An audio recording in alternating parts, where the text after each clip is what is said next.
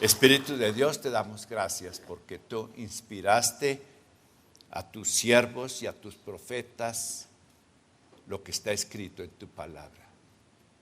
En esta mañana te pido que tu Espíritu Santo use tu palabra para enseñarnos, para edificarnos y si es necesario también para corregirnos. Que tu palabra hoy aquí corra y sea glorificada. Que haga aquello para lo cual tú la enviaste. En el nombre de Jesús lo pedimos. Amén.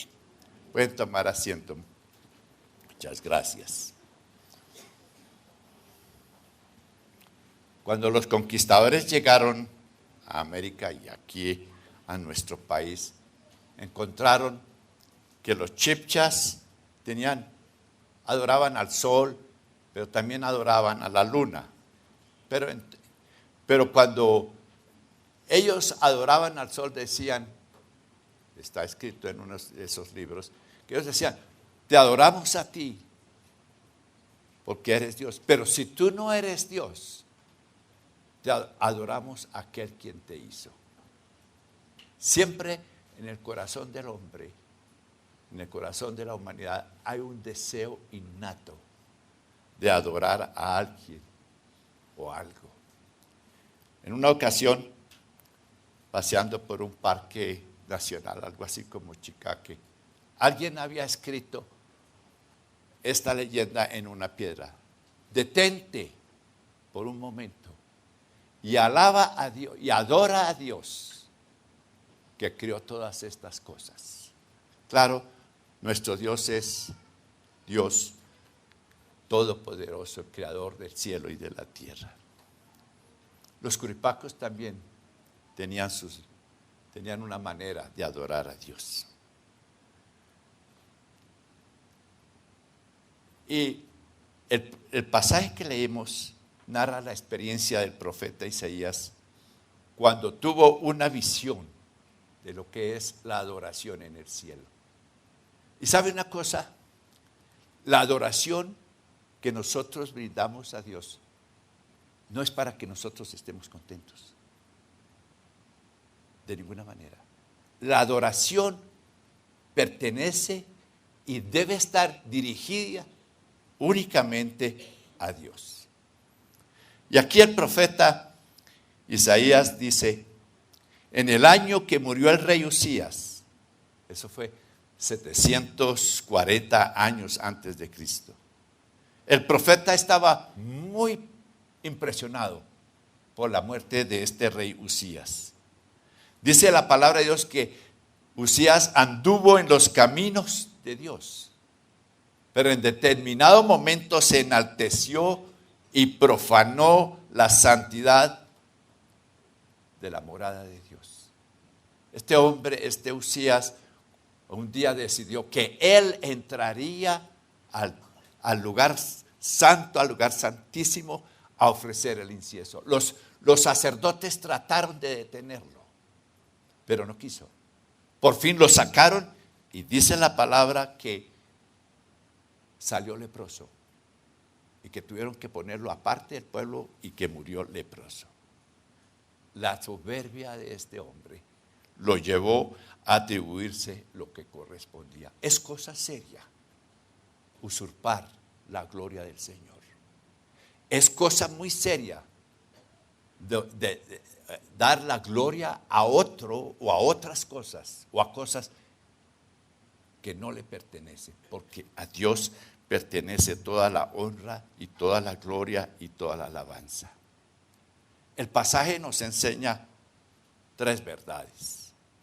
En primer lugar, cuando adoramos, tenemos una visión de Dios. Por eso venimos para tener una experiencia, experimentar la presencia del Señor. Y cuando adoramos, el profeta aquí dice, tuvo una visión de Dios. En primer lugar, él vio la morada de Dios. Dice, vi yo al Señor sentado sobre un trono alto y sublime.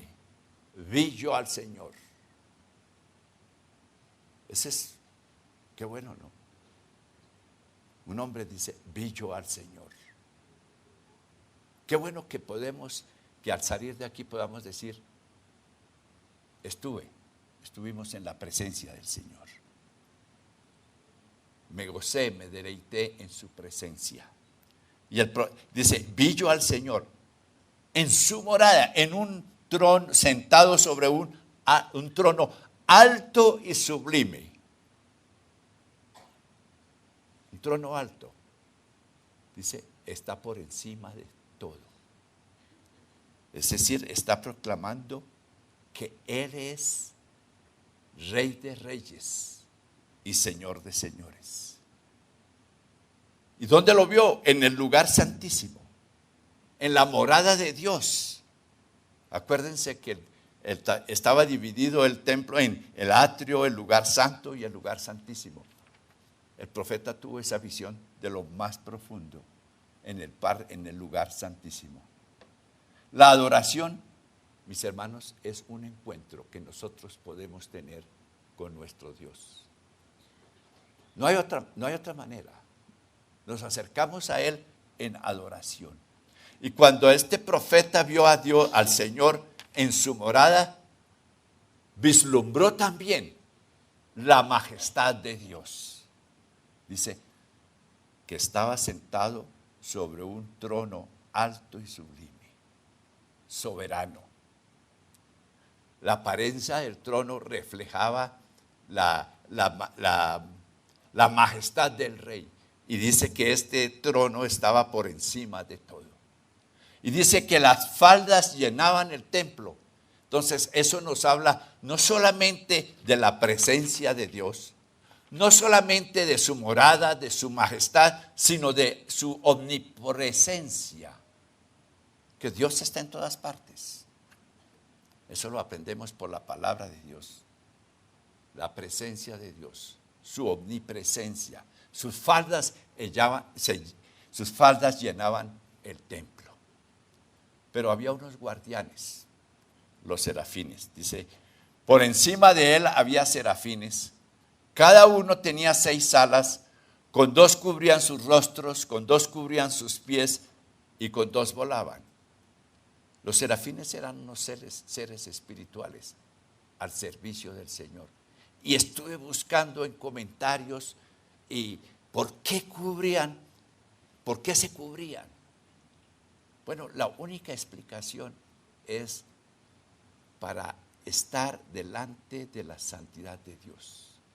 Se sentían tan pequeños al pie que ellos tenían que cubrirse. Y yo creo que cuando tenemos una visión de la majestad de nuestro Dios, de su omnipotencia, de su omnipresencia, lo único que nosotros podemos hacer es humillarnos delante de Él. También el pasaje, la visión que tuvo este profeta, habla de la santidad de Dios. El versículo 3 dice, y el uno al otro daban voces diciendo, Santo, Santo, Santo, Jehová de los ejércitos, toda la tierra está llena de su gloria. Y dice que la gloria se manifestó de tal manera que los quiciales de las puertas se estremecieron con la voz del que clamaba y la casa se llenó de humo. Santo, Santo, Santo. ¿Por qué 3 veces? Busqué y encontré una explicación. Porque por naturaleza Dios es santo. Dios tiene una naturaleza santa. En segundo lugar, porque su nombre es santo. ¿Sabe que los judíos no se atrevían a pronunciar el nombre de Dios? Porque es tan santo. Y en tercer lugar, dice santo por su poder, porque es el Dios todopoderoso. Entonces, cuando ellos le pronunciaban santo, santo, santo, estaban diciendo, tu naturaleza es ser santo. Tu nombre es santo y tú eres todopoderoso. Qué bueno que cuando nosotros adoremos al Señor, seamos conscientes de que estamos delante de la majestad de la santidad de Dios. Jehová de los ejércitos, usa la expresión ahí, Jehová de los ejércitos. Quiere decir que el control de todas las fuerzas y los poderes espirituales están bajo el dominio de nuestro Dios. Por eso lo proclamamos Rey de Reyes, Señor de Señores. Porque todo eso está en control de nuestro Dios. Los reyes, los presidentes a veces se envanecen, ¿no? Y piensan que son todos poderosos. Pero no, el Rey Todopoderoso es nuestro Dios. Me contaban que cuando el rey, creo que el rey Jorge V o VI de Inglaterra, cuando tocaban el Mesías, este hombre se quitaba la corona y la ponía a los pies. Y a sus hijas les decía, yo no soy el rey es el que está en el cielo. Eso es, reconocer la realeza de nuestro Dios. Juan tuvo una visión en el Apocalipsis. Y en el capítulo 1 dice, me volví a ver la voz que hablaba conmigo. Y vi 7 candeleros de oro. Y en medio de los 7 candeleros de oro, uno semejante al Hijo del Hombre, vestido de una ropa que le llegaba hasta los pies y ceñido los pechos por una cinta de oro. Y su cabeza y sus cabellos eran blancos como la lana, como la nieve, y sus ojos como llamas de fuego. Y sus pies semejantes al latón fino, ardiente, como en un horno, y su voz como ruido de muchas aguas. Y cuando le vi, dice Juan, caí como muerto a sus pies. Y él puso su diestra sobre mí diciendo, no temas, yo soy el primero y el último, y el que vive y he sido muerto, y aquí que vivo por siglos de siglos, amén, y tengo las llaves del infierno y de la muerte. La majestad, la omnipresencia, el poder, la santidad de nuestro Dios. Eso es algo que tenemos que tener en cuenta cuando venimos a este lugar. No solamente cuando venimos a este lugar, pero cuando en nuestro tiempo quieto que decimos que vamos a adorar al Señor.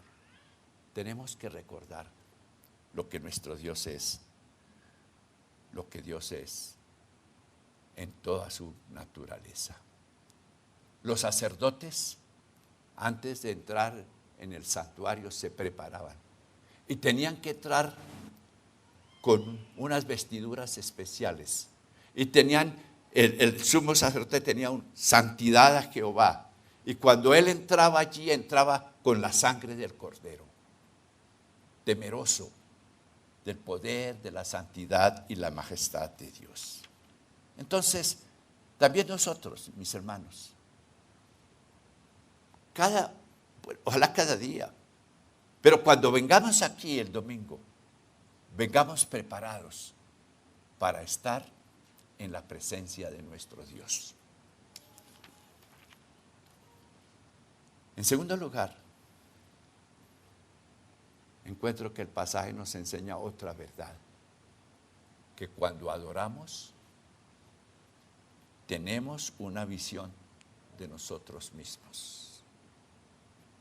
El profeta dice, después de tener esa visión, dice, ay de mí que soy muerto, porque siendo hombre inmundo de labios y habitando en medio de pueblo que tiene labios inmundos, han visto mis ojos al Rey, Jehová de los ejércitos.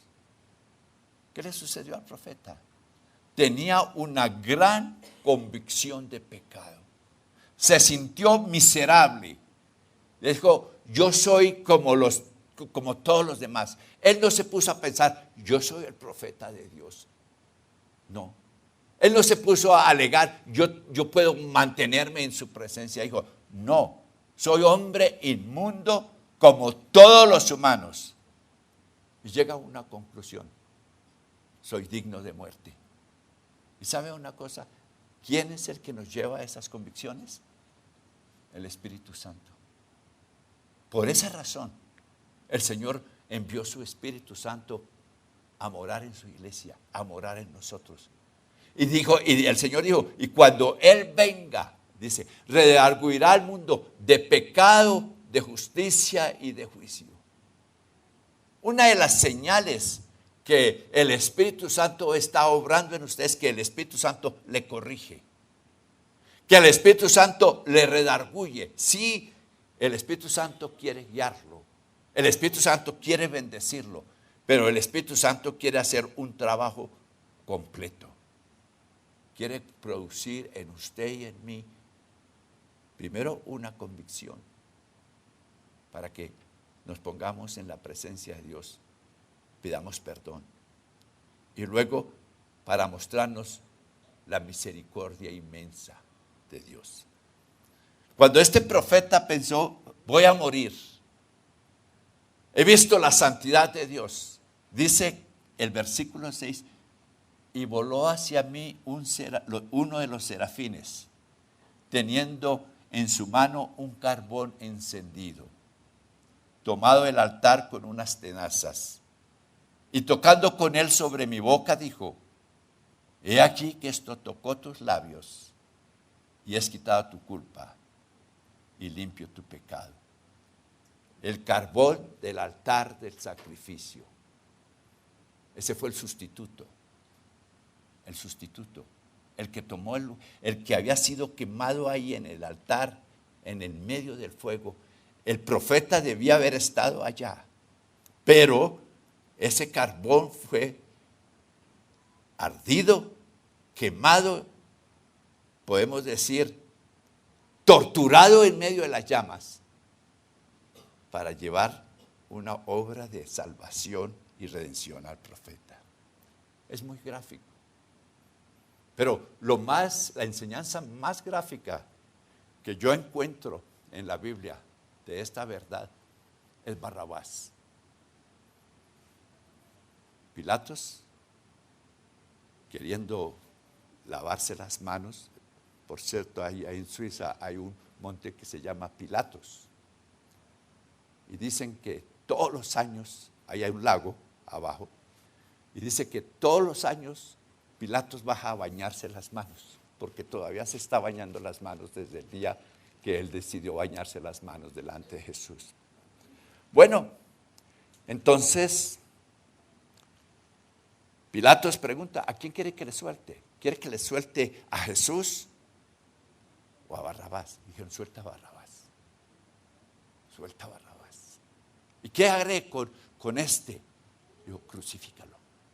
Todos pidieron que su sangre sea sobre nosotros, pero crucifícalo. Y así lo hizo Pilatos. Y yo me imagino Barrabás llegando a su casa. Quizás ahí estaba su esposa, hijos tal vez.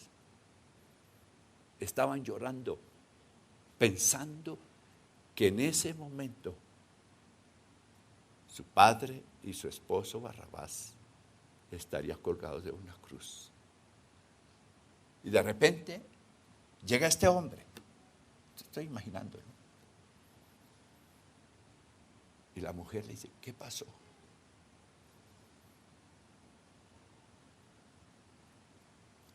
Y Barrabás dijo, el Nazareno tomó mi lugar. Hoy nosotros podemos decir que Jesús tomó nuestro lugar, que por su llaga nosotros, que hemos sido perdonados por su obra en la cruz del Calvario. Por eso la palabra de Dios es muy clara cuando dice, si confesamos nuestros pecados, Él es fiel y justo para perdonarnos y limpiarnos de toda maldad. Y la sangre de Jesucristo, su Hijo, nos limpia de todo pecado.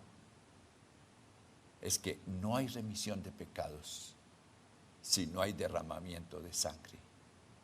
Las personas pueden hacer muchos sacrificios, pueden subir a Monserrate de rodillas, pueden pagar promesas donde quiera que vayan, pero la palabra de Dios es clara: si no hay derramamiento de sangre, no hay perdón de pecados. Y Jesús, la gran noticia, la buena noticia, es que Jesús derramó su sangre para que nosotros fuéramos limpiados. Pero en tercer lugar, cuando adoramos, podemos escuchar la voz de Dios. Les recuerdo, cuando adoramos, tenemos una visión de Dios, vislumbramos al Señor. En segundo lugar, cuando adoramos, tenemos una visión de nosotros mismos. Job dijo, y Job, que con sus amigos alegó de su integridad y todo eso. Y de repente Job dice: de oídas te había oído, pero ahora mis ojos te ven y me arrepiento en polvo y ceniza. Una visión de Dios. En tercer lugar,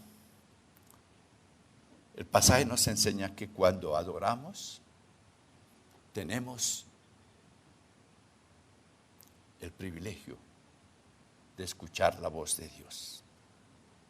Dice el versículo 8: después oí la voz del Señor que decía: ¿a quién enviaré? ¿Y quién irá por nosotros? Entonces respondí yo: heme aquí, envíame a mí. Ahora él oye, dice: oí la voz del Señor. Antes había oído la voz de los serafines: santo, santo. Pero ahora él escucha la voz del Señor. ¿Por qué? ¿Por qué? Yo me preguntaba, ¿por qué pudo escuchar ahora la voz del Señor?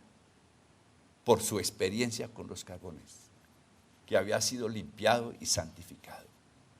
Y cuando nosotros abrimos la palabra de Dios y esperamos escuchar la voz de Dios, entonces tenemos que prepararnos para espiritualmente, que la sangre de Jesucristo, su Hijo, nos limpia de todo pecado. Pablo pudo escuchar la voz del Señor: Saulo, Saulo, ¿por qué me persigues? Esa fue la experiencia de Pablo. Pero también el Señor hace un llamado a su servicio. El Señor pregunta: ¿a quién enviaré y quién irá por nosotros? ¿A quién enviaré y quién irá por nosotros? El Señor estaba buscando personas que fueran a dar ese mensaje, el mensaje de la redención, de la salvación. ¿A quién enviaré y quién irá por nosotros? Y es un mensaje que Dios todavía hace. El Señor todavía pregunta: ¿a quién voy a enviar? ¿Y quién irá en lugar nuestro? Yo no sé cuántas veces, las veces que el Señor le haya hablado a usted para ir o para hacer algo. Pero ¿cuál será nuestra respuesta? Heme aquí, envíame a mí. A través de la historia misionera, Dios ha hablado a centenares de personas. Personas que tenían su buen trabajo, su familia, como C.T. Studd, un hombre muy importante. Y este hombre, C.T. Studd, escuchó el llamado de Dios y obedeció para ir al campo misionero. Tenemos jóvenes en la iglesia. Tenemos Yonka, Italia. Ellos no eran unos varados, ni sin educación. Jóvenes muy preparados, pero escucharon el llamado de Dios y ahí están con los Miraños. Tenemos Stephanie, ahí en el norte. También tenía un buen trabajo, tenía un buen sueldo. Pero cuando el Señor la llamó, dejó todo eso y fue a servir al Señor.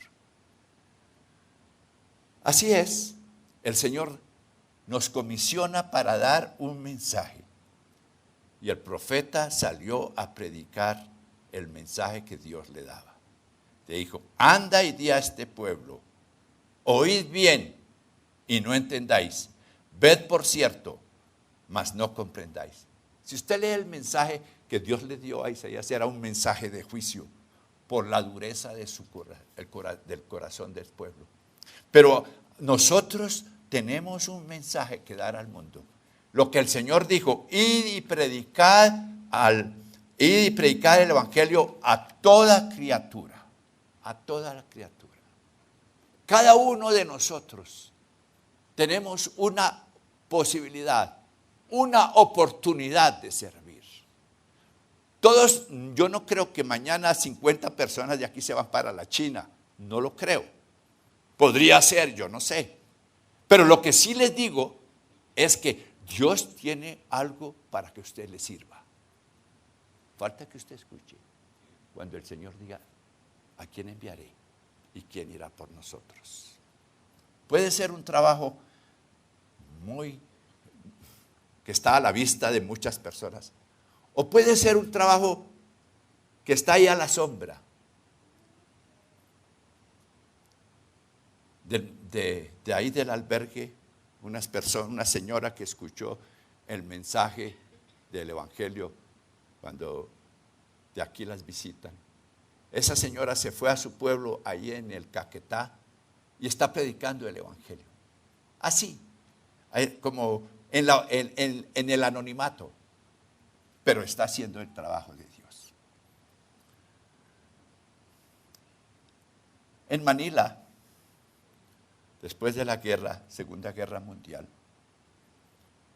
levantaron una columna de mármol y en la columna de mármol escribieron los nombres de todos los soldados que habían muerto durante la Segunda Guerra Mundial. Algunos nombres tienen una estrella que fue significando que fueron condecorados con la medalla del honor por servicios distinguidos. Uno de ellos, el nombre de uno de ellos, Walter Peterson, tiene una estrella y una leyenda que dice, jefe de los cargadores de agua. Jefe de los cargadores de agua. Y uno pensaría, ¿pero qué es un cargador de agua? Bueno, los soldados tenían que beber agua. Y este hombre y sus compañeros arriesgaban la vida para traer el agua. Y ahí, a través de la historia, está siendo honrado como jefe cargador de las aguas. La experiencia de adoración cada domingo, mis hermanos. Y cuando entramos en la presencia del Señor, ¿cómo la tomamos?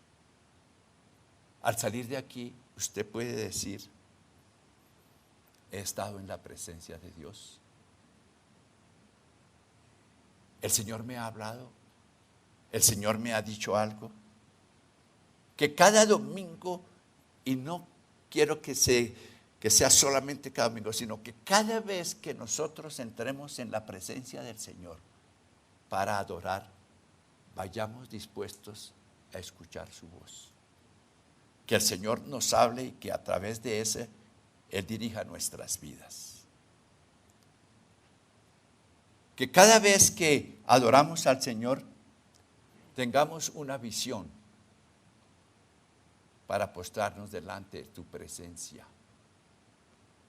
Que tengamos una visión de nosotros mismos para humillarnos delante de su majestad. Y una visión de los que lo rodean para predicar el evangelio de la gran comisión. Eso fue lo que experimentó Elías. Tuvo una visión de la presencia de Dios.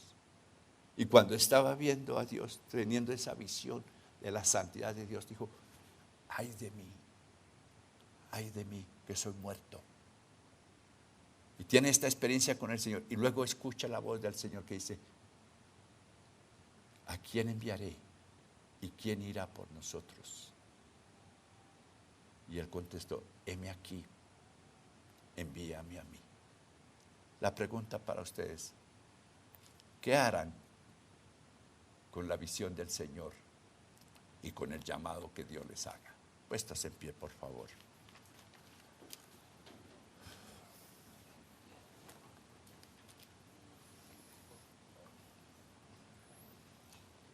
Alguien decía, no, fue un libro que imprimimos en La Buena Semilla esta semana.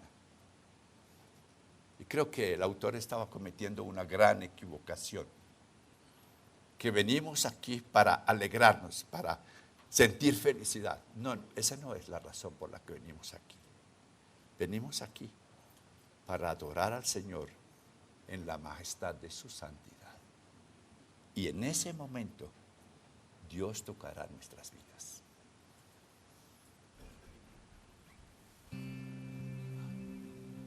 Vine a adorar a Dios. A eso vinimos. Vine a adorar a Dios. Vine a adorar a Dios. Vine a adorar su nombre. Vine a adorar a Dios. Vine a adorar a Dios. Vine a adorar a Dios. Vine a adorar su nombre. Vine a adorar a Dios. Él vino a mi vida en día muy especial. Cambió mi corazón en un nuevo corazón. Y esta es la razón por la que digo que vine a adorar a Dios. Él vino a mi vida en un día muy especial. Cambió mi corazón en un nuevo corazón. Y esa es la razón por la que digo que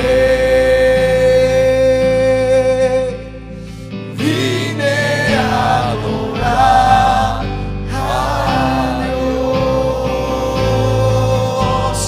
Vine a adorar a Dios.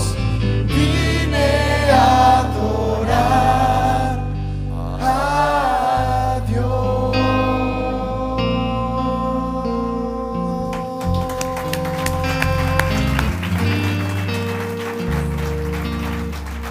Una última palabra. Yo estoy muy contento con la iglesia por la manera como ustedes están apoyando la obra misionera. Yonka, Talia, Stephanie y otros que están afuera. Oramos por ellos y los sostenemos. Que su oración siempre sea para que el Señor sostenga a estas personas y les dé la gracia mientras ellos predican el Evangelio. Una mujer, y me viene ahorita, una mujer que hizo una obra misionera increíble casi, Sofía Müller. En una ocasión le preguntaron: señorita, ¿y usted no piensa casarse? Y ella dijo: no, ¿para qué voy a dominar un solo hombre? puedo ganar a miles para Cristo. Démosle un aplauso al Señor.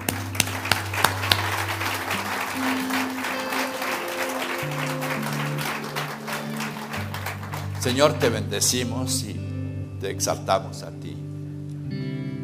Tú eres el Señor de señores y estás sentado sobre el trono, alto y sublime. Y a ti, y solamente a ti, nosotros adoramos.